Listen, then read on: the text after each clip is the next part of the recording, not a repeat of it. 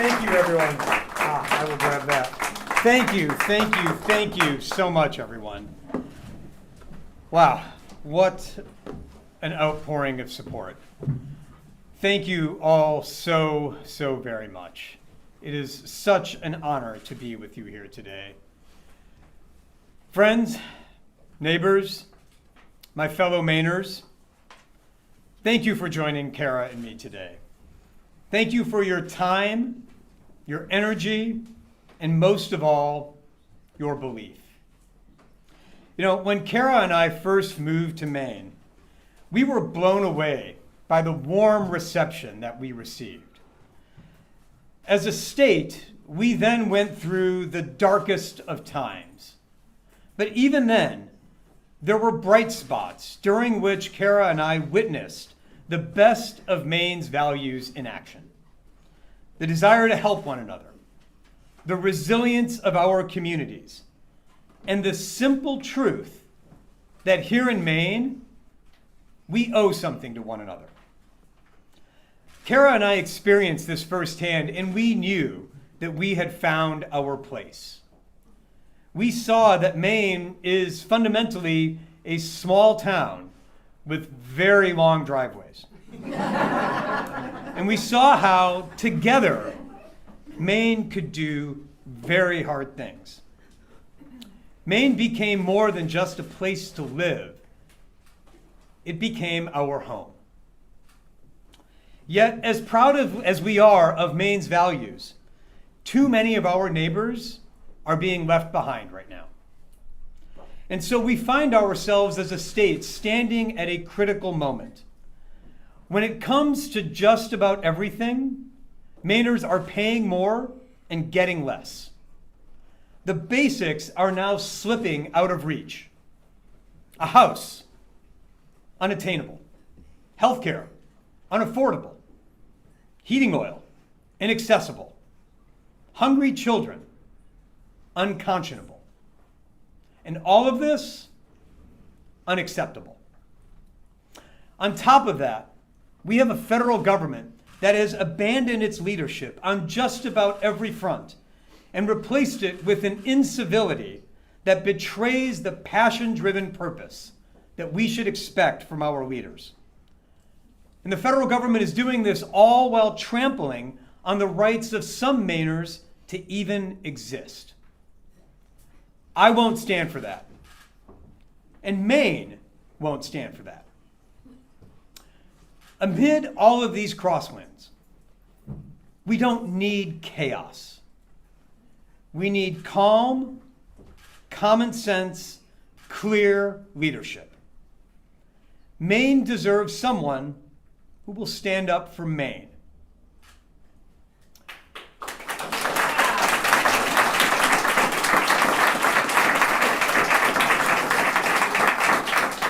My friends, I have done it before, and I am ready to do it again. Yeah.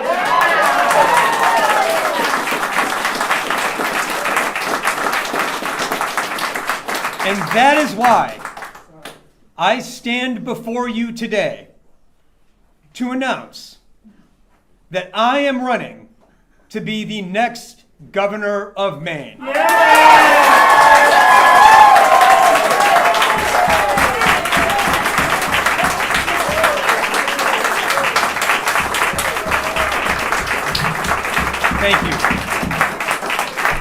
Thank you. Thank you. Now, let's be clear. This mission will not be easy. We are not doing this because it's easy. As my friend John used to say, we are choosing to do this because it is hard. But this mission begins with a promise to honor what works and fix what doesn't. We will honor the people, the programs, and the values that have always made Maine special, but with the courage to acknowledge and fix broken systems that are crushing our families with high costs. Now, fixing what doesn't work requires more than just talk. It requires a focused plan, especially given that about 40% of people in the state are struggling just to afford the basics. My vision is built on 4 simple pillars that Mainers can count on. We will, under my administration, feed kids, fix housing, fund healthcare, and fuel growth. Yes.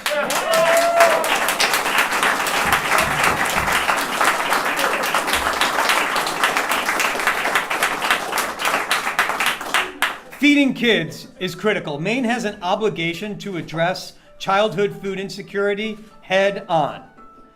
Yes, we got a caller right now. That's great. Maine has had the highest rates of food insecurity in all of New England, particularly among kids, and that was even before the budget bill curtailed SNAP benefits. These cuts will make food insecurity among all Mainers, but particularly among kids, even more acute. We have a rainy day fund in Maine, and from where I sit, quite literally, there are dark clouds on the horizon. Fixing housing is just as important. We will be laser focused on making it easier to build a house and to buy a house, and implementing a GI Bill for housing to move us from talking about the housing crisis to actually building more homes for Mainers.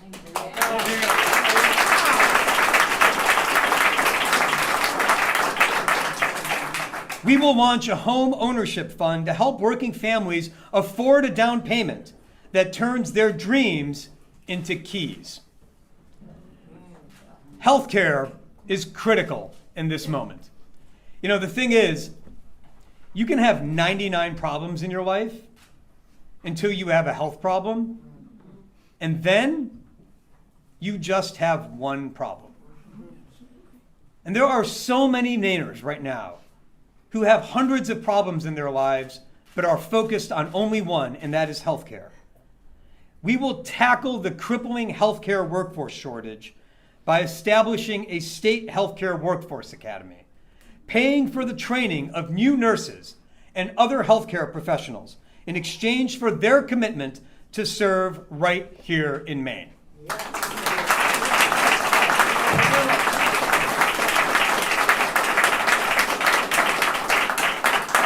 Now, how will we pay for all of this without taxing families who are already struggling? Well, we will view the state's budget not as an accounting problem, but rather as an investment strategy. We can grow the state's economy and broaden our tax base by improving on Maine's 43rd in the nation ranking in terms of its ease of doing business. We have a lot of room for growth there, and that is how we will fund many of these programs. Now, as I've traveled around the state and had the privilege to speak with thousands of Mainers, I've not found a single one who disagrees with any of these priorities, who doesn't list at least one of these things as among the challenges that they and their family face.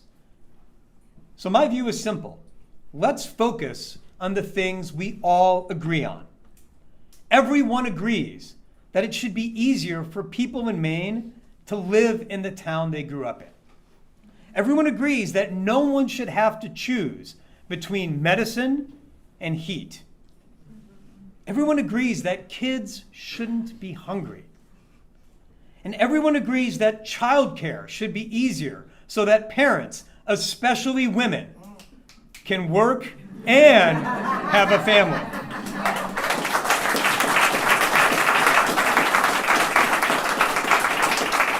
But here's the thing, if everyone agrees that it should be easier, then why is it so hard? Now, government can't solve every problem, but it can make hard things easier. And so my view is let's agree to agree on the top problems, and then let's get to work. Now, progress will not come easily, make no mistake, but we can't be afraid to take bold steps to ensure that what works keeps working and that what doesn't gets fixed. Why? Because Mainers deserve more. Fundamentally, Mainers deserve more. Now, getting us to a place where we all have more will take leadership and tough conversations, something I've never shied away from. Less admiring the problem and more running toward it with solutions. And that's what I've done in my career as a public servant, running toward tough problems, delivering results, standing up for people who can't stand up for themselves. Fundamentally, this election will be about leadership. And when it comes to leadership, past is prologue. Who led in the past is who you can trust to lead in the future. You're here.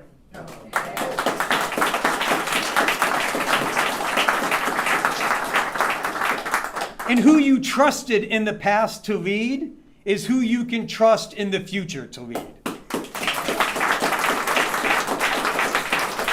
And so, my fellow Mainers, you trusted me to lead among uncertainty in the past. And today, I'm asking you to trust me to lead in the future.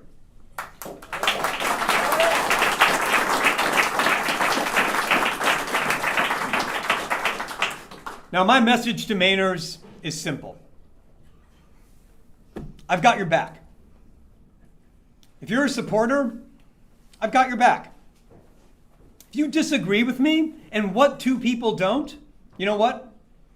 I still have your back. If you're a logger from Fort Kent, I've got your back. If you're a lobsterman from Lubec, I've got your back. If you're a shipbuilder from Bath, I've got your back. If you're from Massachusetts, you're on your own, kid. But we appreciate you visiting. And speaking of being on your own, that's where Maine finds itself right now, in this moment, with threats to democracy growing every single day. But Maine will stand strong. Strong against attempts by the president to divide us, strong against attacks on our rights, strong against efforts to strip health care from tens of thousands of Mainers. This election is critical because it will be state governments and the governors who lead them that will protect our health, our safety, and our rights. Simply put, if Trump's authoritarians come for Maine or Mainers, they will have to go through me.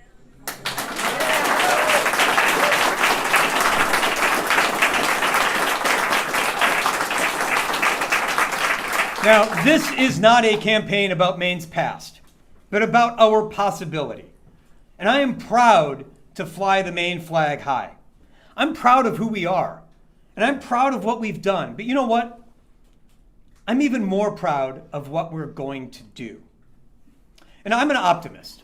And that's important right now because democracy requires optimism. I'm asking you today to join me in a movement rooted in optimism. A movement that believes that you, all of us, can influence the future of Maine. And that's because the biggest threat we face right now is not coming from DC. The biggest threat we face right now is cynicism. The feeling that we have no ability to influence the events around us. I'm asking you today to reject cynicism, to get away from the politics of burning things down and focus on building things up. Cynicism is easy. Optimism is hard. Cynicism divides. Optimism builds. But optimism is the only thing that has actually changed the world for the better. And that's why optimism wins every single time. Today, I am asking you to take a bold step and join me on this journey. Everyone here has something to offer. Everyone in Maine has something to offer. Your time, your talents, your treasures. And I would be honored to have your support. Because together we are going to make a difference. I would be honored to have you on my team because we have plenty of work to do. I ask that you go visit our website, shawformaine.com, to sign up, to stay connected, to get involved, and yes, to contribute. Thank you all for being here today. We have a long road ahead, and we will do this together. Now, let's get out and get to work and win this thing. Thank you all very much. Thank you. Thank you.